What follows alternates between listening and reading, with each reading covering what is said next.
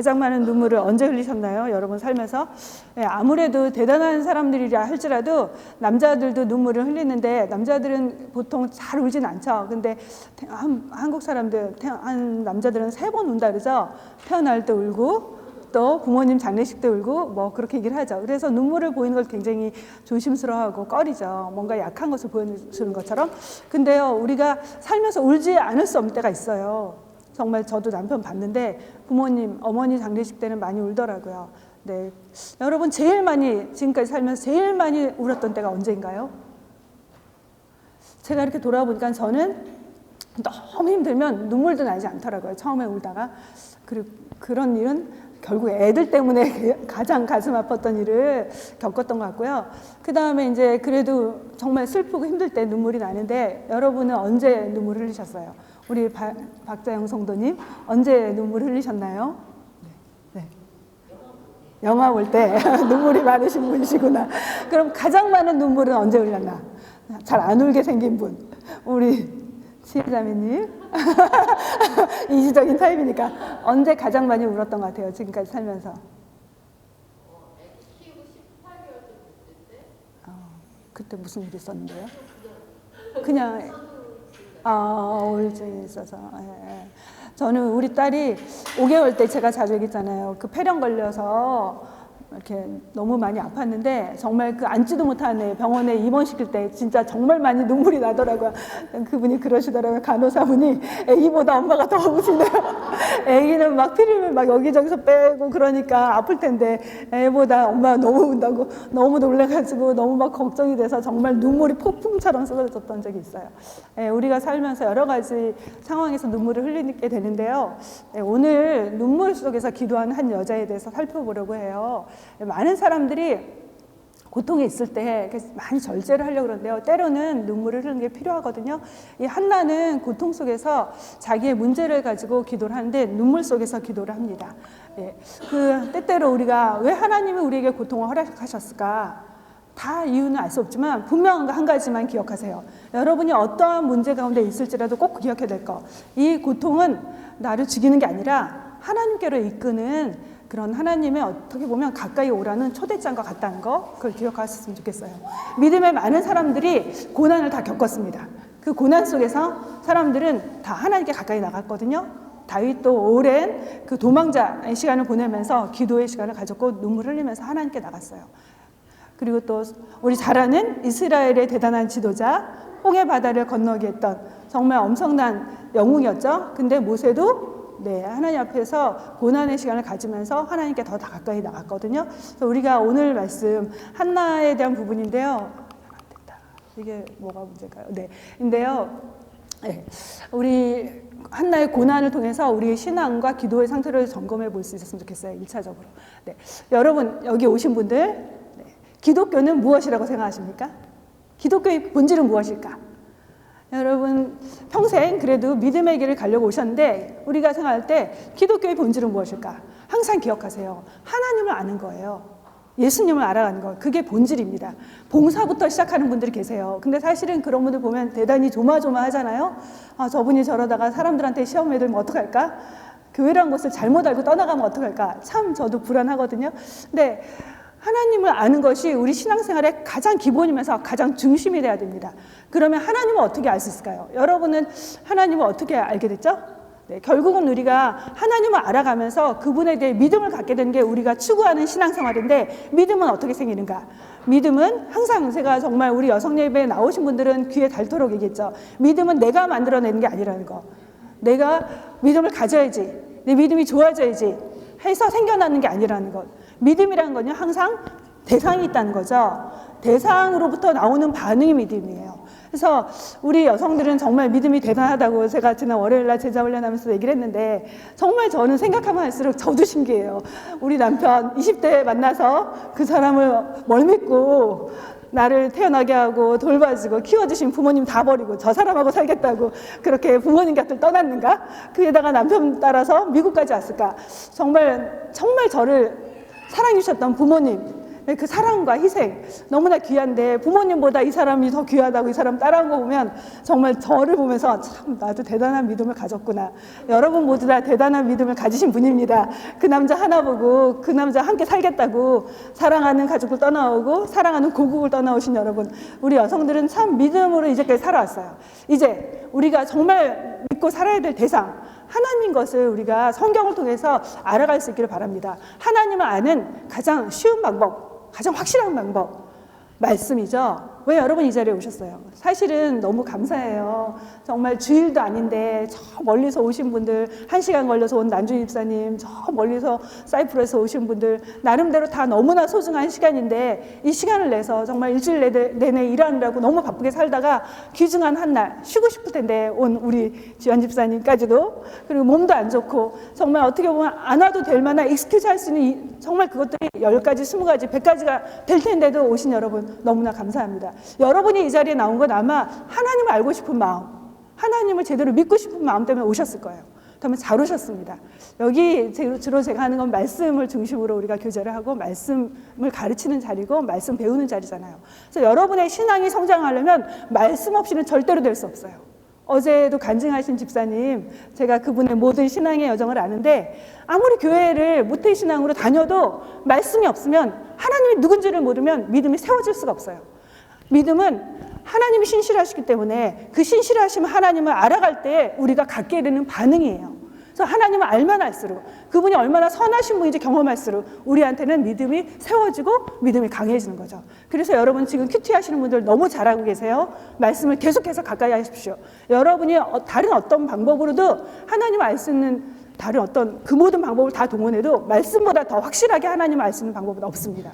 여러분이 정말 생명줄로 알고 말씀을 계속 묵상하고 배우고 읽고 그렇게 살았으면 좋겠어요. 두 번째, 우리가 하나님을 알 수 있는 방법이 있습니다.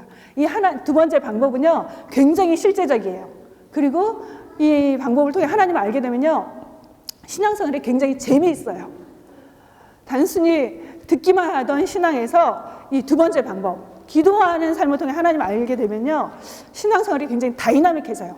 하나님이 저 사람에게만 특별하게 일하시는구나가 아니라 저 사람의 하나님만이 아니라 나의 하나님이 되기 시작해요.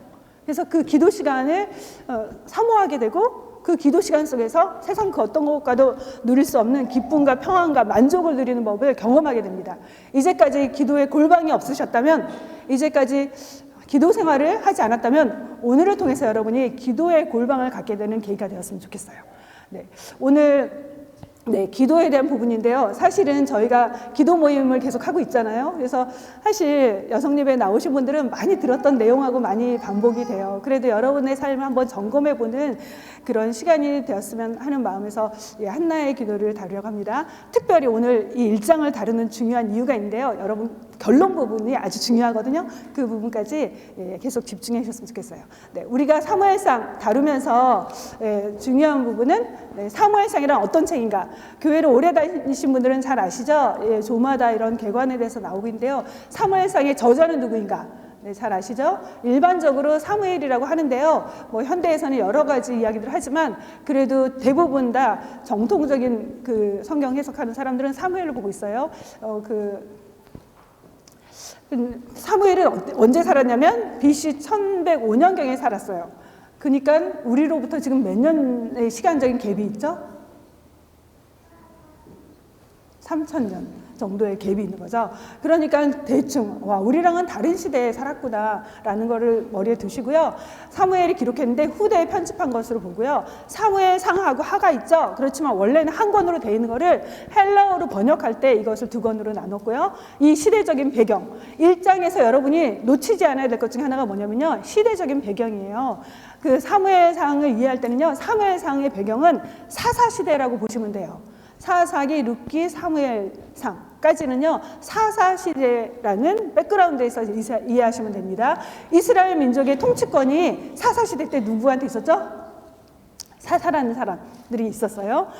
사사시대에는 하나님이 그 나라를 다스렸던 방식은 그때까지만 해도 하나님이 직접 혹은 하나님의 대리자들을 필요할 때마다 세우셔서 하나님의 말씀이 중심이 돼서 나라를 그 백성들을 이끌어가게 하셨거든요. 그래서 아직 왕이 없던 때였어요. 그래서 신정통치라고 말을 하는데요. 신정통치에서 왕정통치로 넘어가는 왕이 다스리는 왕에게 그 나라의 주권이 있어서 나라를 다스리게 하는 그 왕정통치로 넘어가는 과도기 시대가 바로 사사시대인데 그때 일어난 사건이에요. 그리고 이 사사시대 성경에서 가장 끔찍한 사건이 일어났던 때가 사사시대인데요. 여러분 성경을 읽다가 아니 이런 게 성경에 있나? 하고 놀란 적 없으세요? 저는 그런 적 있거든요. 이게 성경이 맞나? 하고 제가 아니 이게 사실일까? 하면서 봤던 정말 가장 극악무도한 그런 일들 아주 그 시대를 발짝 뒤집어 놓을 만한 그런 살인 사건이 있었는데요. 그게 뭐냐면 사사기 19장이에요. 사사기 19장 하면 뭐가 나오냐면요. 한 레위인과 레위인의 첩에 대해서 나와요. 레위인이 이제 첩을 뒀는데 레위인이 타락했다는 거죠. 첩을 두면 안 되는 첩을 뒀으니까. 그런데 그 첩은 또 부도덕한 생활을 막 하다가 자기 친정집으로 가버립니다. 그러니까 그래도 첩이니까 데려와야죠. 이 레위인이 갔어요. 데리고 오려는데 너무나 먼 길이었고 그 당시에는 뭐 이렇게 연식도 별로 없고 그래서 이렇게 여러 밤을 거치면서 오는데 베냐민이라는 한 동네에 들어섰는데 그곳에서 그 밤에 사람들이 몰려와가지고 막 이제 뭐죠? 흔히 말해서 오늘날 동성애를 너희 손님을 나한테 보내라. 우리 그 동네 깡패들이 그 사람과 동성애를 하고 싶다. 그런데 그때 이제 레위인의 첩이 대신해서 나가서 그 동네 깡패들한테 강간을 당하죠. 집단 강간. 그런데 그 첩은 그 밤에 결국은 그 강간을 당하고 죽게 돼요. 사망하게 돼요. 근데 이 사망한 시체를 가져가서 레위인이 어떻게 하냐면 12도막을 냅니다. 그래서 각 지파로 보내요. 그래서 그걸로 인해서 이스라엘의 전쟁이 내부적으로 일어난 적이 있었어요. 베냐민 지파는 이스라엘에서 가장 숫자가 작은 약한 지파인데 그 전쟁으로 인해서 남자들이 많이 죽었기 때문이거든요. 그런 역사가 일어났는데 이스라엘 역사 속에서 굉장히 고통스럽고 치욕스럽고 아픔을 가진 역사였거든요. 결국 한 민족끼리 싸우면 결국 같이 죽는 거잖아요. 그런 고통스러운 근데 그 이유가 무엇이었냐? 결국 하나님을 왕으로 모시지 않았기 때문에 그런 죄 가운데 있었던 그 사회상을 보여주는 거거든요. 그런 시대가 사사시대인데 그 사사시대가 쇠퇴해가는 그때 그러면서 새로운 시대가 열려지는 바로 그때를 준비하는 그게 바로 사무엘상이라는 거 여러분이 그 배경으로 아셨으면 좋겠어요. 그래서 사무엘상에는 3명의 중심 인물이 나오는데요. 잘 아시죠? 예. 사무엘과 그 다음에 첫 번째 왕 사울과 그 다음에 두 번째 왕 다윗에 대해서 나옵니다. 네. 그 다음에 오늘 말씀의 배경은요. 한나의 기도가 오늘 본문이지만 사실은 그 앞부분을 알려주는 배경이 바로 1절부터 8절까지 나오거든요. 거기에는 세 사람이 나오죠. 예, 큐티하신 분들. 남자 주인공 누구죠? 여러분이 뭐 영화를 하나 만든다 아니면 드라마를 하나 만든다 생각하시고 보시면 조금 재밌어져요. 성경이. 예, 남자 주인공은 엘가나죠. 네, 그 다음에 2명의 여자가 나오죠? 잘 아시죠? 예, 모르는 분들이 해서 설명을 길게 하는 거예요. 이해해 주세요. 네, 첫 번째 부인은 한나고 두 번째 부인은 분인나죠. 근데 첫 번째 부인 한나에게 아들이 없었고 두 번째 부인한테 아들이 있었어요. 자녀가 많았죠. 그래서 이제 두 사람 사이에 갈등이 일어난 거. 우리나라 뭐 전통적으로 그런 일이 참 많았죠. 근데 이 한나라는 사람을 엘가나라는 사람을 설명해 주는 게 1절에 나오는데요. 엘가나는 에브라임 지파의 땅에 살았지만 영토에 살았지만 사실은 그 사람은 레위인이었어요. 그 사람의 그 가계를 쭉 얘기해 주는 거는 레위인이었다는 걸 알려주기 위함이었어요. 그가 이스라엘 그 과거에는요 그 레위인들이 흩어져서 살았잖아요. 여러 지파의 땅들에 흩어져 살았는데 그런 것처럼 흩어져 살았는데 그 사람의 영적인 상태는 어떠했냐면은 원래 첩이나 두 번째 부인을 두면 안 되는데 두 번째 부인을 뒀다는 거. 네, 조금 그게 좋은 건 아니었다는 거죠. 그다음에 또 하나는 그럼에도 불구하고 그가 에브리 이어에 그러니까 매년 성막이 있던 그곳을 찾아갔다는 거는 그래도 그 시대에 경건한 삶을 살려고 했다는 거죠. 성경에서는요 율법에 그렇게 말씀하시죠. 모든 남자는 1년에 3번 중앙 성소에 가야 된다. 거기서 뭐 하라 했죠? 제사를 드려야 되죠. 1년에 3대 절기 있잖아요. 유월절과 또 그 초막절과 맥주절인데 그때는 하나님의 전에 가서 하나님께 제사를 드려야 된다는 규례가 있었거든요. 그것을 따르면서 살았던 그래도 나름대로 경건한 삶을 살려고 했던 사람인 것을 보여주고 있습니다. 이때 바로 가정에서 일어난 일인데요. 예, 한나의 고통 잘 아시죠? 첫 번째, 한나는 아이를 갖지 못했잖아요. 그래서 아이를 갖지 못한 고통이 있었고요. 두 번째는 뭐냐면은 다른 남편의 와이프, 다른 부인이 자꾸 자기를 괴롭혔던 거죠. 남편의 사랑을 받는 한나를 향해서 정말 아마 그런 얘기를 했을 것 같아요. 너는 밥 먹어서 뭐하니? 밥 먹을 가치가 없어. 아이도 만나는 주제 하면서 이 당시가 언제였냐면요. 오늘날 우리 시대가 아니잖아요. 지금은 뭐 입양도 할 수 있고 뭐 실험관 아기도 할 수 있고 여러 가지 방식으로 아이를 가질 수 있지만 그 당시는 못 그랬잖아요.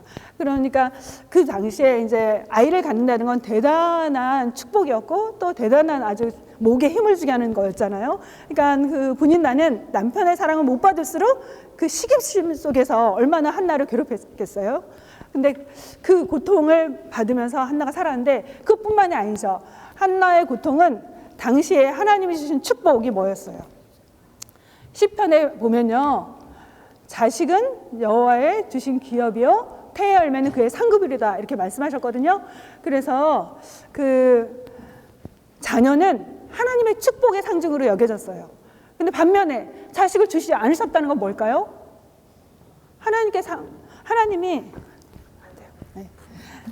하나님의 축복을 받지 못한 사람. 구약에서는요, 이 당시가 BC 1100년이었으니까 자식이란 우리가 지금 생각하는 것보다 훨씬 더 한 여자에게 있어서 중요한 의미를 갖는 거죠. 미래에 어떻게 살 거예요? 자녀가 없으면 미래에 먹고 살 길이 막막하고, 그리고 자녀는 그 하나님, 특별히 영적으로는 하나님 주신 축복이었는데 자녀가 없다는 건 하나님의 축복을 받지 못한 자, 하나님의 사랑을 받지 못한 자, 저주받은 자의 상징처럼 느껴졌던 시대였거든요. 그러니까 한나가 얼마나 괴로웠겠어요. 게다가 그 당시에요, 불임의 책임이 오늘날처럼 과학이 발달해서 남자의 정자의 책임도 있다. 그게 밝혀지지 않았잖아요. 그래서 그 불임의 책임이 여자한테 다 갔거든요. 고스란히. 여자는 그 가족과 사회로부터 얼마나 많은 비난과 냉대를 받고 또 수치와 그 고통 속에 살았겠어요. 그런 고통 속에 있던 한나의 그 아픔 속에서 한나가 어떤 일을 합니까? 네, 9절 말씀 읽겠습니다. 같이 읽겠습니다. 그들이 실로에서 먹고 마신 후에 한나가 일어나니 그때 제사장 엘리는 여호와의 전 문설주 곁 의자에 앉아 있었더라. 네, 이 일은 바로 그렇게 성막에 가서 제사 드릴 때 일어난 일인데요. 그 제사 드리고 나서 이제 한나가 한 행동인데요. 보통 그 여기서 먹고 마신 후 했을 때 이건 바로 화목 제사를 드린 다음에, 화목 제사는 그 제물을 그 드린 사람들이 함께 나누어 먹는 유일한 제사였거든요. 보통은 제물을 그 드린 사람들이나 다른 사람이 먹을 수 없었어요. 일반 사람들이 먹을 수 없었는데 화목 제사의 경우는 그걸 드리고 나서 드려진 그 제물, 고기들을 드린 사람들과 이웃과 모두 다 나눠 먹는 제사였어요. 그래서 그것을 먹으면서 함께 축제를 벌였는데 바로 그때 많은 사람들이 기뻐하는 그 순간에 한나가 한 일은 뭐냐면요, 바로 성막으로 나가서 기도하는 거죠. 기도의 자리로 나아간 거죠. 네. 한나는 자신의 고통을 자포자기하지 않았고 또 절망 가운데 자기 운명을 저주하지 않았고 오히려 그 대신에 하나님께 나아가죠. 그리고 하나님께 자신이 갖고 있는 문제를 해결받으려고 하나님 앞에 엎드립니다. 하나님께 직접 결판을 내겠다는 거죠. 네, 때로는 여러분 고난 가운데 있을 때, 어려움의 상태에 있을 때 여러분이 해야 될 거 뭘까요? 우리는 너무나 자주 하나님을 마지막에 생각해요. 제일 먼저 하는 일, 주로 전화 걸죠. 제일 먼저 누구한테 전화 걸죠? 엄마한테. 저도 많이 그랬습니다. 어머니가 대화의 상대가 될 때는. 네, 우리는 너무나 많은 시간 내 힘으로 해결해 보려고 하죠. 그리고 마지막에 하나님을 찾곤 하거든요. 근데 우리가 해야 될 거, 사실 사람을 만나는 것도 나쁜 건 아니에요. 사람을 통해서, 믿음의 사람을 통해서 위로받는 거, 답답한 마음을 나누는 거, 그것도 필요해요. 근데 기억하세요, 여러분. 사람은 여러분이 갖고 있는 문제를 근본적으로 해결해 주는 그런 능력이 없다는 거. 아무리 얘기를 해도 그 사람들은 내 문제를 해결해 줄 수 있는 그런 존재가 못 된다는 거. 그래서 결국 우리가 믿음을 가진 사람이 해야 될 가장 지혜로운 선택은 뭐냐면요, 하나님 앞에 나가는 거죠. 하나님만이 그 문제의 모든 열쇠를 쥐고 계신 분이잖아요. 그 일을 해결할 수 있는 유일한 분이잖아요. 그래서 우리가 문제 속에서 해야 될 거 반드시 기억하세요. 내게 정말 견딜 수 없는 그런 어려움이 왔을 때 왜 이런 일이 왔을까? 그것만 고민하지 마시고 하나님 앞으로 나가세요. 하나님 앞에 엎드리세요. 그리고 하나님 앞에서 그 문제를 해결 보려는 그런 자세로 한번 매달려 보세요. 하나님은요, 우리에게 고통을 주신 이유가 분명해요. 물론 우리의 잘못 때문에, 우리가 지금 죄 때문에 그런 어려움을 겪을 수 있습니다. 그런데 그 모든 것 속에서 섭리하신 하나님이 우리에게 고통을 허용해 주신 이유는 단 한 가지예요. 그 사건을 통해서, 그 문제를 통해서 하나님께 가까이 나오라는 거거든요. 하나님의 은혜의 보좌 앞에 담대히 나오라는 거예요. 하나님은 여러분한테 너무나 관심이 많으세요. 하나님은 여러분이 생각하는 것보다 하나님의 마음이 여러분을 향하고 계세요. 하나님의 그 마음이 얼마나 여러분에서 애절한지 때로는 나 좀 봐라. 나 좀 봤으면 좋겠어. 너 너무 네 남편만 보지 말고 나 좀 볼래? 네 자식만 너무 사랑하지 말고 나 좀 쳐다봤으면 좋겠어. 하나님께 눈길을 향하도록 때로는 고난을 허락하세요. 이 고난 속에서 남편도 나를 도와줄 수 없구나. 나의 힘으로 할 수 없구나 인정하면서 하나님께 나아가게 하시는 건요, 반드시 기억하세요. 신앙인의 고난은 하나님께서 부르시는 초대장이라는 거. 네. 그래서 기도의 자리를 이끄시는 하나님. 그래서 한나는 그렇게 기도의 자리를 통해서 하나님과 깊은 교제로 나아가기 시작합니다. 네. 그래서 그 한나의 기도를 통해서 우리가 배워야 될 건 뭐냐면요, 여러분 기독교의 기도와 다른 종교의 기도의 차이가 뭔지 아세요? 다른 종교도 비는 게 있죠. 심지어 나무를 상대로 빌기도 하고, 모든 사람들은 다 나름 빕니다. 근데 중요한 건요, 기독교의 기도와 다른 모든 것의 기도의 차이는요, 대상이 다르다는 거예요. 다른 종교는요, 살아있는 존재한테 비는 게 아니라 그저 내 마음에 정성을 다해서 그러면 이루어지겠거니 막연하게 비는 거죠. 그런데 우리는요, 우리의 기도의 대상, 살아계신 하나님이잖아요. 우리가 믿는 하나님은 죽어있는 신이 아니에요. 우상이 아니에요. 말도 못하고 움직이지도 못하는 그런 종류의 그런 신이 아닙니다. 우리 하나님은 나를 지으셨고 세상을 만드셨고 세상을 다스리고 계시고 이 세상의 모든 것들을 주관하시는, 오늘 기도한 것처럼 사람을 살게도 하시고 죽이기도 하시고 낮추기도 하시고 높이기도 하시는 주권자 하나님을 믿는 거죠. 그래서 우리가 기도하는 것 절대로 헛되지 않죠. 왜냐하면 때로는 내가 기도하고 잊어버릴 수 있어요. 그러나 우리가 믿는 하나님은 살아계시기 때문에 그 뿌린 기도를 들으시고 그 기도 속에서 일하실 겁니다. 그래서 여러분, 실제하신 하나님 우리는 믿고 있다는 것, 역사의 주권자 하나님 믿고 있다는 것, 그 하나님께로 여러분이 문제가 있을 때마다 나아가시길 바랍니다. 네. 그 다음에 한나의 기도를 보면요, 그 다음 거 좀 넘겨줄래요? 네. 기도를 보면요, 서원 기도를 하는 걸 볼 수 있어요. 네. 같이 읽겠습니다. 11절 말씀. 서원하여 이르되 만군의 여호와여, 만일 주의 여종의 고통을 돌보시고 나를 기억하사 주의 여종을 잊지 아니하시고 주의 여종에게 아들을 주시면 내가 그의 평생에 그를 여호와께 드리고 삭도를 그의 머리에 대지 아니하겠나이다. 네, 여기서 서원 기도가 나오는데요. 서원 기도 이렇게 레위기 21장에 나오는데요. 우리 이제 하나님께 무엇을 하겠다고 하거나 무엇을 하지 않겠다고 약속하는 기도예요. 자발적으로 드리는 약속인데요. 보통 도우심을 구하면서 그런 서원 기도를 하거나 하나님이 어떤 일을 도와줬을 때 그 은혜에 대한 감사하는 마음으로 드리는 기도라고 보이거든요. 근데 한나의 기도는 둘 중에 어떤 거냐면 도우심을 구하는 거죠. 자식을 주시면 이 아들을 드리겠습니다. 근데 우리는 보통 서원할 때 어떻게 하죠? 하나님 이거 해주세요. 우리의 마음은 서원 기도를 드리면서 주로 앞부분에 있어요. 뭐뭐뭐를 해주시면 조건에 강조점을 두죠. 그런데 한나의 기도는요, 사실상 뒷부분에 강조점이 있는 거예요. 사실은 한나는 그 아들이 있기만 한다면 나는 주님께 드리고 싶습니다. 그 한나의 기도의 핵심은 헌신에 있었거든요. 그 한나의 기도의 진정성을 보여준 게 뭔지 아세요? 기도를 드린 다음에 그것이 이루어졌을 때 보여지는 행동에 달려있는 거죠. 한나가 그저 아들만을 갖고 싶었다면, 아들을 얻고 난 다음에 하나님께 드렸을까요?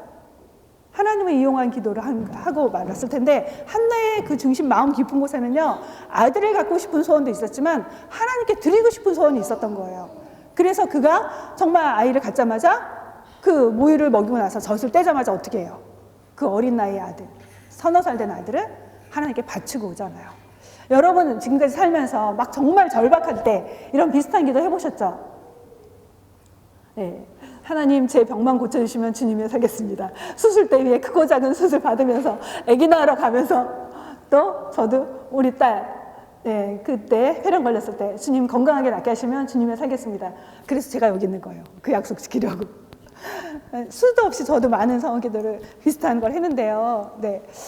우리는 때때로 정말 기도가 이루어지기 전에는 너무나 절실하게 하나님께 약속을 합니다. 근데 막상 기도가 이루어지면 어떡하나요?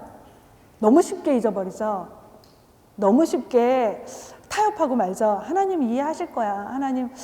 그러면서 우리 하나님께 드렸던 약속을 우리 잘 지키지 않을 때가 참 많아요.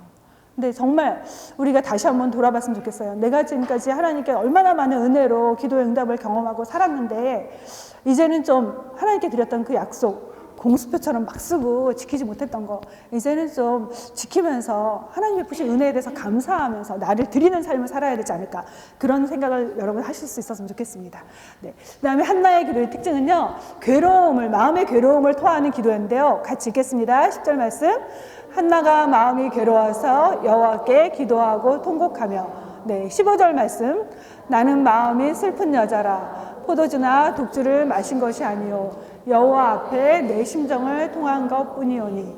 예, 한나의 기도의 특징은요, 마음을 하나님께 완전히 쏟아붓는 기도를 드렸다는 거예요. 예, 우리가 기도하면서 우리는 주로 기도를 내가 필요한 것을 하나님께 이야기하는 것 정도로 생각할 때가 참 많잖아요. 그런데 하나님이 원하시는 기도는요, 우리의 마음을 하나님께 드리는 거예요. 여러분 기억하세요. 하나님은 언제나 우리의 마음을 원하신다는 거. 하나님은 우리의 돈을 다 원하시지도 않고 시간을 다 원하시지도 않아요. 그러나 우리의 마음만은 하나님 항상 원하세요. 그래서 우리의 마음을 하나님께 쏟아놓는 그런 교제를 하나님은 기도를 통해서 갖기 원하세요. 하나님 우리를 너무나 사랑하시기 때문에 우리가 관계를 맺고 싶어 하시거든요. 진정한 기도가 뭘까요?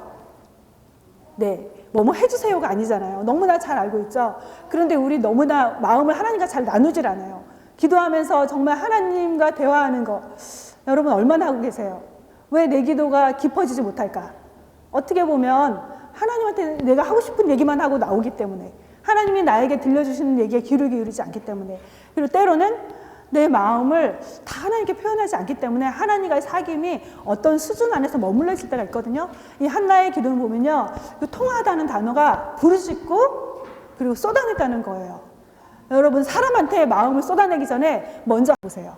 어떤 일이 내 삶 가운데 일어날지. 하나님께 쏟아낼 때 하나님이 그때 비로소 나를 깊이 만나주시는 그런 경험을 하게 될 거예요. 네. 하나님은요. 우리의 문제 속에서 항상 우리에게 원하시는 게 뭐냐면 하나님과의 사귐의 자리를 우리를 이끌어가고 싶어 하세요. 여러분 하나님과 얼마나 친하십니까? 하나님과 얼마나 친밀한 관계를 갖고 계세요? 하나님과 기도하는 수준만큼 여러분과 하나님과의 관계가 깊어질 거예요. 하나님은 가끔 그런 생각을 해요. 우리는 늘 하나님을 통해서 뭔가를 얻고 싶은데 하나님이 정말 원하시는 것은 내 마음이구나. 그러면서 올해는 저도 기도하면서 그렇게 고백을 했어요. 하나님 제 마음 기도 시간만큼은 다 드리고 싶습니다. 제 마음 전부를 이 시간 봐주소서. 그런 고백을 하면서 기도해야 되겠다. 우리는 막 문제 있어서 이거 해결해 주세요. 하나님 우리 애 공부 잘하게 해주세요. 우리 남편 직장생활 잘하게 해주세요. 필요한 물질 주세요. 건강 주세요. 그렇지만 사실상 그 대화하는 식의 기도를 얼마나 하고 있는가. 하나님 우리랑 정말 하나님 원하시는 건 교제를 하기 원하시거든요. 여러분 아이들 생각해 보세요. 애가 와서 막 엄마 밥 줘. 그리고 엄마 옷 줘. 엄마 돈 줘. 하고는 얘기하려고 그러면 확 가버리면 기분 좋으세요? 얘기 좀 하자 그러면 방에서 안 나오는데 너 뭐하니? 그러면 나 바빠 빨리 나가 이러는데 나 전화 중이야. 그런데 정말 우리가 원하는 건 아이한테 뭐 필요한 거 다 해주면서 아이와 사귐을 갖고 싶잖아요. 교제를 하고 싶잖아요. 근데 애들은 그런 거에 별로 관심이 없을 때 좀 섭섭하죠. 여러분 정말 마음을 나누는 그 기도의 시간을 갖고 계십니까? 하나님과. 우리 너무 점잖게 신앙생활 해가지고 너무 힘들 때조차도 하나님께 정말 그 통곡하면서 기도하지 못할 때가 참 많아요. 근데 하나님은요, 세상에 그 누구한테 가기보다 하나님을 찾아 나서 힘들면 힘든 순간에 하나님께 다 쏟아내면서 눈물 흘리면서 기도하는 걸 원하세요. 사람 앞에 나가서 울어봤자 결국은 해결이 안 되는데 하나님은 그걸 해결해 줄 수 있는 분이잖아요. 하나님은 그 순간에 정말 내가 힘들면 힘들 대로 또 고통스러우면 고통스러운 대로 아프면 아픈 대로 그 모든 걸 다 하나님께 쏟아붓기를 원하세요. 하나님은 우리한테 너무나 관심 있기 때문에 그런 기도를 우리가 하나님 앞에 내어놓기를 너무나 원하시고 기다리고 계십니다. 우리의 마음을 토하기를 원하세요. 그래서 이렇게 보면은 여러분 살면서 정말 어려웠을 때 그렇게 하나님께 엉엉 울면서 기도해 보셨나요? 별로 없으셨죠? 어려움이 없었다면 참 다행인데요. 어려움 없을 때 형통하게 하시면 찬양의 기도를 하시면 돼요. 그런데 정말 내 아이가 너무나 어려운 가운데 있는데 학교에서 왕따 당하면 여러분 그냥 마음만 아파하지 마시고 그걸 보면서 그 엄마의 애절한 마음을 가지고 그 아이를 위해서 정말 눈물 흘리면서 기도를 해주세요. 나의 사랑하는 사람들이 고통 속에 있는데 마음으로만 근심하지 말고 정말 힘든 일이 있다면 여러분 그 문제를 가지고 하나님 앞에 가서 여러분이 눈물로 기도하세요. 그때 하나님이 그 문제 속에서 어떻게 일하시는지 그걸 한번 보세요. 그걸 경험하세요. 그게 신앙의 맛이거든요. 하나님은 여러분이 눈물로 기도할 때 절대 외면하지 않으세요. 여러분이 하나님 앞에 정말 가슴을 치면서 고통스러운 가운데 쏟아내는 그 기도 하나님은 절대 귀를 막지 않으세요. 여러분 생각해 보세요. 여러분의 아이가 친구 때문에 힘들어서 여러분한테 찾아와서 막 엉엉 울면서 엄마 나 너무 힘들어. 그러면 여러분이 잠 잘 잘 수 있나요? 마음이 편하신가요? 절대 그렇지 않잖아요. 같이 울게 되잖아요. 네가 이렇게 괴롭구나. 엄마가 마음이 너무 아프다. 같이 울게 되잖아요. 같이 울면서 기도하게 되잖아요. 그때 하나님이 일을 하시기 시작하거든요. 우리가 완전하지 못한 사랑이 많지도 않은 우리가 애들이 힘들 때 같이 우는 것처럼 우리가 하나님 앞에 울기 시작하면요. 하나님도 같이 우세요. 나의 눈물의 기도에 하나님 마음이 녹아지세요. 내가 눈물을 흘리며 기도할 때 하나님은 절대 귀를 막지 않으세요. 제가 가끔 그런 생각을 하거든요. 정말 온 마음 다해 기도하면 이건 들으셨구나. 응답이 있을 거야. 그러면 정말 그 응답이 오더라고요. 꼭 와요. 내 마음을 다해서 드린 기도 하나님 듣고 계신 걸 제로 하여금 늘 확인을 시켜주시거든요. 여러분 정말 간절하고 절실한 기도가 있다면 절박한 게 있다면 여러분이 정말 건강 때문에 너무 두려움이 있고 염려가 된다면 기도하세요. 저도 그렇게 기도를 하거든요. 저희 어머니가 일찍 쓰러지셨잖아요. 그래서 저도 막 한 해 우리 언니들도 그렇거든요. 65세 되면 나한테 쓰러질지 몰라. 그런 두려움이 굉장히 강렬하게 있거든요. 그래서 언니랑 울면서 기도해서요. 저도 언니 하나님을 믿고 우리가 기도합시다. 하나님은 선하시고 우리의 몸을 지으셨으니까 우리로 하여금 이 땅에 사는 동안에 건강을 주실 수도 있고 때로는 데려가실 수도 있고 그리고 감당할 수 있다면 질병도 줄 수 있는데 하나님의 뜻은 항상 선하잖아요. 우리에게 좋은 걸 주기 원하시잖아요. 그러니까 하나님의 그 선하심을 믿고 기도하자고 그러면서 기도를 했거든요. 여러분 마음에 근심과 걱정 그 모든 건요. 우리로 하여금 기도하도록 우리를 하나님이 부르시는 거예요. 그 모든 근심 속에서 허락하신 이유가 바로 그거예요. 근심 올 때마다 기도의 자리로 나오라. 너의 마음을 쏟아넣어라. 통곡의 기도를 드려라. 하나님 우리에게 그렇게 말씀하고 계세요. 예수님도요. 통곡의 기도를 드리셨어요. 저는 언젠가 제가 글을 쓴다면 눈물의 기도, 눈물의 영성에 대해서 쓰고 싶다고 제가 얘기를 하는데 다시 이거 준비하면서 많이 떠올랐어요. 정말 예수님도 통곡의 기도를 드리셨다는 거. 예수님도 십자가를 앞에 두고 겟세마네 동산에서 눈물을 흘리시면서 기도하셨는데 그 기도를 다른 히브리서에서는 통곡의 기도라고 얘기를 하거든요.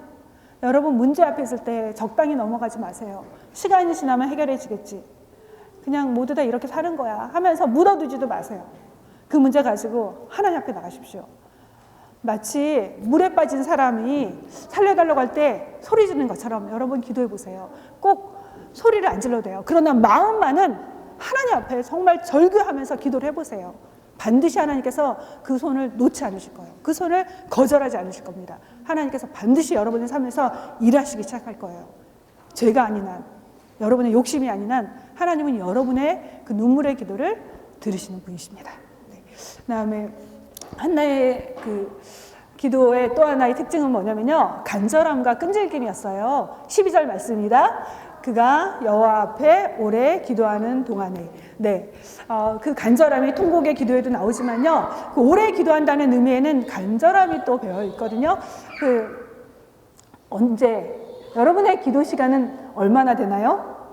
뭐 굳이 시간이 중요한 건 아니에요. 네, 5분을 해도 되고 10분 해도 되죠. 그렇지만 여러분이 오래 기도한다는 건 여기서 계속 기도했다는 그 의미를 갖고 있거든요. 계속해서 기도했다는 거 뭐냐면은 기도에 집중했다는 거예요. 너무나 집중해서 시간이 지나가는지 몰랐다는 거죠. 여러분 너무나 열심히 기도했는데 기도 끝나고 나니까 1시간이 지나간 적 있으세요? 네. 기도에 그렇게 하나님 앞에 완전히 몰두한 상태를 말하는데요. 저는 이런 생각이 들었어요. 한나가 결국 응답을 받잖아요. 한나의 기도가 그날 한번 마음 먹고 가서 기도해서 응답을 받았을까요? 아니면 한나는 그 전부터 계속 기도 생활을 했을 것 같으세요? 힌트. 한 번의 기도도 하나님은 들으신다. 근데 아마도 한나는 그 전부터 기도 생활을 해왔을 거예요. 그러다가 하나님의 임재가 있는 성막에 왔을 때 정말 작정하고 기도를 하는 거죠. 그렇죠? 네, 여러분 오래 기도하고 싶다고 기도 한 번도 안 했던 사람이 기도할 수 있을까요? 될 것 같으세요? 그렇지 않거든요. 5분 기도하던 사람이 어느 날 말씀의 은혜를 받고 기도에 집중하면서 30분 기도를 하고 30분 기도하던 사람이 이웃을 위해 중보기도 하다가 1시간 기도를 하는 거고 1시간 기도하다가 선교사님 나라와 민족 저 여기서 기도하는 거 저는 매일 하잖아요. 그러니까 맨날 1시간 반씩 기도를 하게 되는 게 어떤 날은 2시간. 왜냐하면 기도가 점점 넓어지고 중보기도 할 사람이 많고 여기 계신 대부분의 사람들 제가 다 기도를 하거든요. 물론 저랑 관계를 많이 맺을수록 기도해 드립니다. 그러니까 여러분의 축복은 저랑 가까이 오세요. 기도 제목을 저한테 요청을 하세요. 안 하시면 저도 사람이니까 막 특별한 경우는 기도를 해드릴 수 있지만 그렇지 않으면 제가 다 할 수 없죠. 그렇지만 중보 기도를 하는 거는 여러분들의 이제 저 방에 올라온 거 보면서 제가 그걸 하긴 하거든요. 그러니까 그 목회자랑 가까운 사람의 축복이에요. 네, 은혜가 같이 가니까. 근데요, 그렇게 기도의 시간은요. 내가 오래 한다고 해서 하려고 해서 되는 게 아니잖아요. 한나는 날마다 기도했던 삶을 살았던 거예요. 그러면서 하나님과의 교제 안에서 그렇게 기도를 계속해서 집중해서 할 수 있었던 거죠. 네. 하나님은 우리에게 한 번의 기도로도요 응답하실 수 있어요. 그런데 우리로 하여금 한 번의 기도로 응답을 밖에 안 하시죠. 대부분. 왜 그럴까요? 너무 자주 들었죠? 하나님 우리가 기도의 습관을 갖기 원하신다는 거. 기도가 응답될 때까지 계속해서 기도하는 시간을 통해서 어느 순간 기도가 습관이 되고 기도하지 않으면 살 수 없는 사람이 되게끔 하나님 만들어 가신다는 거. 기도의 사람은요. 한 번 기도한 사람을 기도의 사람이라고 하지 않아요. 날마다 지속적으로 계속해서 기도하는 사람이 바로 기도의 사람이죠. 여러분 한나처럼 우리 계속해서 기도하는 기도의 사람이 되도록 합시다. 기도의 응답의 비결은요. 지속성에 있어요. 잘 아시는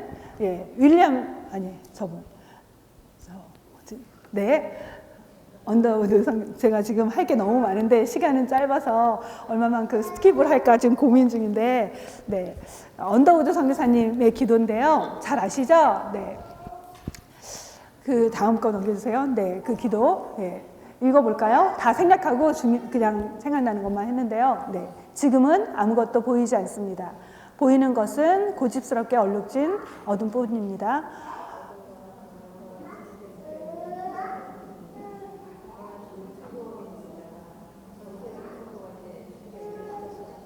그 하시는 일을 우리들의 영적인 눈으로 볼 수 있는 날이 있을 줄 믿나이다. 네. 그러니까 그 선교사님의 기도 이렇게 보면은 한 번의 기도가 아니라 계속해서 하나님 앞에 저렇게 보이지 않는 답답한 상황이었지만 기도하셨죠. 그러자 하나님 때에 하나님께서 이루어 가시죠. 네, 여러분 포기하지 않고 계속 기도할 수 있었으면 좋겠어요. 그리고 가장 중요한 것 중에 하나의 기도의 특징 은 뭐냐면요. 네 번째, 믿음의 기도였던 걸 볼 수 있어요. 18절 말씀 읽겠습니다. 이르되 당신의 여종이 당신께 은혜 입기를 원하나이다 하고 가서 먹고 얼굴에 다시는 근심빛이 없더라. 예, 기도하고 나서 한나의 얼굴 표정이 변했죠. 뭐냐면 기도를 이루어주실 그 하나님을 믿었다는 거죠. 네. 믿음의 기도가 우리의 기도의 성패를 가릅니다. 기도는요, 내가 열심히 해서 이루어진 게 아니라 기도의 대상이신 하나님이 신실하시기 때문에 이루어지신 거죠. 기도를 이루실 하나님을 믿는 것, 그게 바로 믿음의 기도죠. 네, 기도하면 적어도 교회 생활 하신 분들 아시죠? 조지 뮬러, 5만 번 기도에 응답받은 조지 뮬러를 기억하실 거예요. 이 조지 뮬러는 참 19살까지는요, 너무나 방탕한 삶을 살았어요. 제가 어제도 읽어봤는데, 정말 이렇게 술을 많이 마셨고, 또 어려서부터 좀 이렇게 손버릇이 나빠서 훔치기도 많이 했고, 그래서 훔치다가 감옥에도 24일간 갔다 왔어요. 그리고 또 거짓말 하면서 아버지의 돈을 다 허비하며 살았던 탕자 같은 삶을 살았어요. 그런데 19살 때 어느 날 교회에서 무릎 꿇고 기도하는 사람의 모습을 보면서 뭔가 이렇게 변화의 어떤 계기를 갖습니다. 그러면서 그 주님을 만나고 그 이후에는 사명을 받아 사는데 고아들의 아버지잖아요. 조지 뮬러가. 몇 명의 고아들을 먹였냐면요. 2,000명이에요. 2,000명. 엄청나죠. 2,000명을 하루에 먹이려면 얼마만큼의 돈이 필요할까? 오늘날 계산하면 얼마만큼의 돈이 필요할까요? 여기 수학 선생님, 한 끼를 10불이라고 하면 2,000명. 한 끼리면 네, 그렇게 어마어마한 액수의 돈이 필요합니다. 그런데 조지 뮬러가 어떤 뭐 수익 사업을 벌인 것도 아니에요. 부유한 어떤 자선가가 그를 서포트해 준 것도 아니에요. 그가 그 사람들을 50여 년간에 먹일 수 있었던 건 단 한 가지였거든요. 기도였어요. 그가 포기하지 않고 지속적으로 믿음의 기도를 드려서 그는 고아들을 먹일 수 있었어요. 50년간의 시간 동안에 그런 일을 했거든요. 그래서 그가 그 돌봤던 고아들이 15만 명에 달았는데요. 엄청나죠. 그 조지 뮬러의 기도의 핵심, 신실하신 하나님을 믿고 하나님께 기도하는 것. 우리가 기도하는 그 대상이신 하나님은 신실하시다. 하나님은 반드시 기도를 들으신다. 그 한 가지를 믿고 날마다 지속적으로 기도했던 걸 볼 수 있어요. 하나님 우리에게 말씀하세요. 너의 기도 응답받고 싶니? 기도하면서 믿어라. 나를 믿어. 그렇게 말씀하고 계세요. 네, 우리 야고보서 1장 6, 7절 말씀 읽겠습니다. 오직 믿음으로 구하고 조금도 의심하지 말라. 의심하는 자는 마치 바람에 밀려 요동하는 바다 물결 같으니 이런 사람은 무엇이든지 주께 얻기를 생각하지 말라. 네, 우리 기도하고도 계속 염려가 밀려올 때가 있어요. 우리 그런 존재잖아요. 염려와 근심이 몰려올 때 있습니다. 계속해서 그때마다 우리 선택해야 돼요. 하나님을 신뢰하는 것, 하나님을 믿자. 염려할 것인가? 믿음을 가질 것인가? 믿음의 반대말은 염려입니다. 우리 영혼을 좀먹게 하는 것, 우리 영혼을 병들게 하는 것, 염려거든요. 염려가 올 때마다 기도하세요. 그리고 하나님을 신뢰하세요. 여러분이 뿌린 기도만큼 하나님께서 그렇게, 아니 그보다 50배, 100배로 여러분에게 선한 열매를 맺게 하실 겁니다. 네, 사실 오늘 핵심은 그 다음 거거든요. 3번이거든요. 네, 오늘 한나의 기도, 여러분이 지금까지 했다면, 지금까지 설교했다면 다른 데서 들었던 설교랑 거의 같을 거예요. 그러니 정말 핵심을 놓치는 거거든요. 사무엘상 1장의 내용의 핵심을 놓치는 거예요. 이 본문은요, 한 여인의 기도만 다루는 게 아니에요. 사실상 사무엘상 1장은요, 하나님의 역사가 어떻게 이루어지는가를 보여주는 장이에요. 사사시대, 사회 질서가 붕괴되고, 영적으로 타락하고, 도덕이 해이해졌던, 그렇게 사회가 이스라엘 역사 속에서 가장 어두운 시기, 암흑기였는데 그 시대에 하나님은 무엇을 하고 계시는가? 하나님은 어떤 일을 하고 계시는가? 그런 어두운 시대임에도 불구하고 하나님은 일하신다. 하나님의 구원의 역사를 계속해서 이어가신다. 어떻게? 기도하는 한 사람을 통해서 이어가신다는 걸 보여주는 장이에요. 이스라엘의 어둠의 그 사사시대를 마감하고 새로운 왕정시대를 여는 사람이 누구죠? 사무엘이잖아요. 그 어두움의 시대를 마감을 시키고 새로운 하나님의 역사를 열어가는 지도자 사무엘이거든요. 사무엘은 왕들에게 기름을 부어서 세우는 건국의 아버지였어요. 왕정시대를 여는 지도자인데 그 지도자는 어떻게 태어났는가? 기도하는 사람을 통해서 태어났다는 거예요. 그렇다면 하나님은 한나의 기도를 통해서 개인의 문제를 해결해 주신 분뿐만이 아니라 그 기도를 통해서 한민족의 하나님의 백성의 그 역사를 새롭게 바꿔가시고 하나님의 역사를 이루어가시는 분이다. 그거를 보여주는 게 1장의 사건입니다. 하나님은 단지 내 문제 때문에 난 기도했지만 그 기도에 응답하시면서 내 문제만 해결하시는 분이 아니라 하나님이 하시고자 하는 하나님의 구원 역사를 이루어가시는 그 통로로 나의 기도를 사용하신다는 거예요. 우리가 이 자리에서 우리의 자녀들을 위해서 기도하죠. 여러분이 정말 하나님의 마음을 가졌다면 내 자녀를 위한 기도가 내 자녀를 잘되게 하는 것만이 아니라 그 자녀를 통해서 다음 세대를 살리는 하나님의 역사를 일으키는 도구로 쓰임받게끔 하나님은 우리의 기도를 그렇게 사용하신다는 거죠. 우리는 때로는 내 문제 때문에 엎드립니다. 네, 그것도 필요해요. 나쁜 거 아니에요. 근데 하나님은 단순히 그걸로만 끝나게 하지 않으시고 나의 기도를 통해서 우리 자녀를 통해서 이 시대, 다음 세대 하나님의 역사를 이루어드리는 그런 하나님의 지도자로 그들을 사용하시도록 준비해 나가신다는 거예요. 하나님의 일하심에 대해서 우리가 보게 되는 장이거든요. 하나님은 누구를 통해서 일하시는가? 하나님은 말씀을 통해서 일하시고 말씀의 사람들을 통해서 일하세요. 말씀에 순종하는 사람들을 통해서 일하세요. 동시에 하나님은 어떻게 일하시는가? 기도하는 자들을 통해서 일하신다는 거예요. 하나님의 역사는 어떻게 펼쳐져 나가는가? 하나님은 누구를 통해서 구원의 역사를 이루어 가십니다. 기도하는 자들을 통해서 그 일을 이루어 가신다는 거예요. 아무리 시대가 어둡고 아무리 시대가 깜깜해도 하나님은 그 가운데서도 하나님의 사람들, 기도하는 사람들을 통해서 하나님은 새 일을 준비하시고 구원의 역사를 이루어 가신 분이다. 그거를 보여주는 장이거든요. 그렇다면 기억하세요. 하나님은 기도한 자를 통해서 일하신다는 것. 하나님의 역사는 기도하는 자들 통해서 펼쳐져 나간다는 것. 여러분 지금까지 기도해 오셨다면 너무나 잘하셨습니다. 그런데요, 그 수준의 기도에서 멈추지 마세요. 그 수준의 기도에서 만족하지 마세요. 제가 기도하세요 그랬더니 네 해요. 그래서 언제 해요? 그랬더니 식기도한다. 그래서 식기도는 기도라고 할 수 없고요. 그냥 식기도일 뿐이에요. 기도한다는 건요, 골방 기도를 갖는다는 거예요. 골방 개인 기도 시간을 갖는다는 거예요.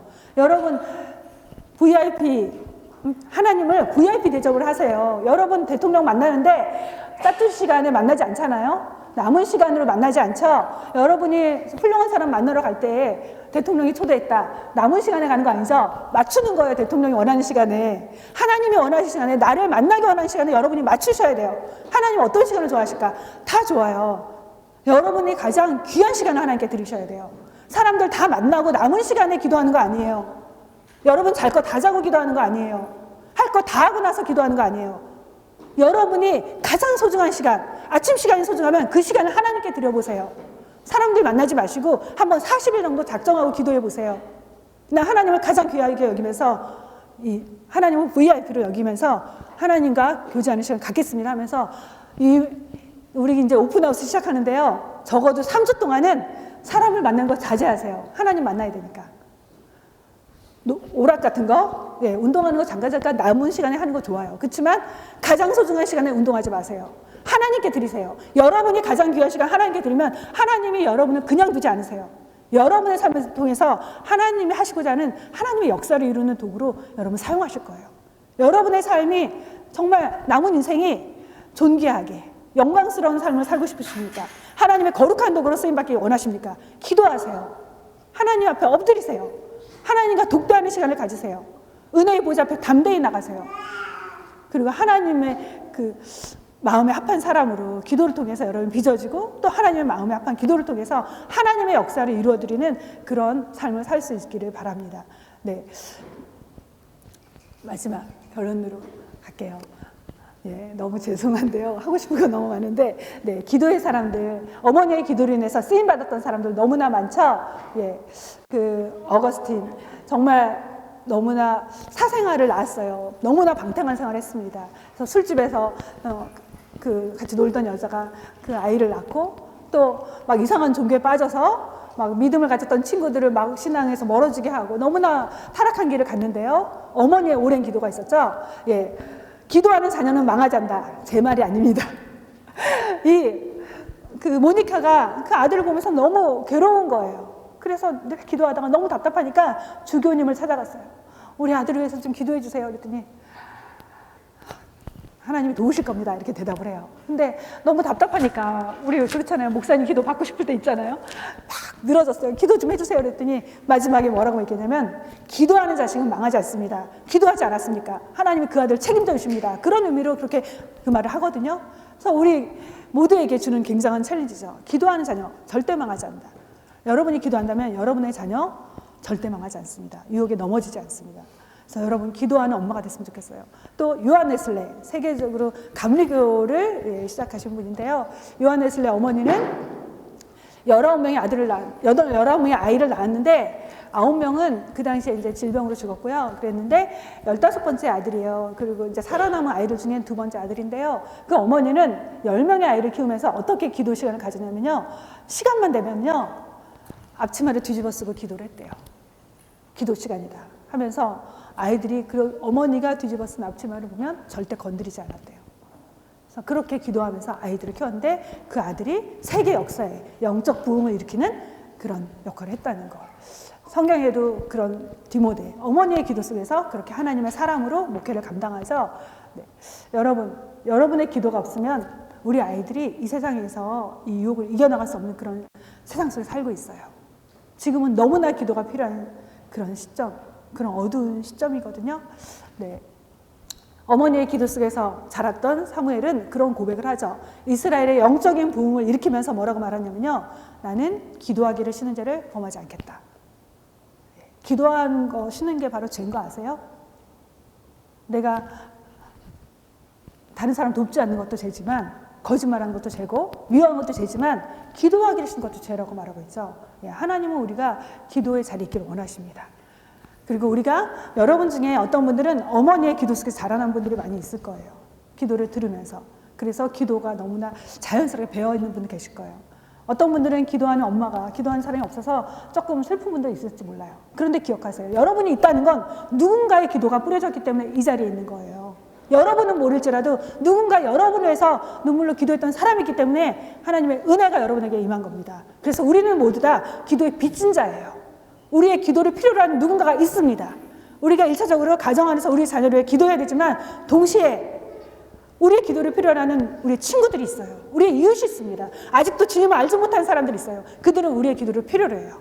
여러분이 이 자리에 있다는 것, 누군가의 기도로 인해서 이 자리에 있게 된 건데 이제는 우리가 누군가의 영혼을 구원하기 위해서 그 영혼을 살리기 위해서 눈물로 통곡으로 기도하는 그런 기도의 사명자들이 될 수 있기를 바랍니다. 우리 같이 기도하겠습니다. 네.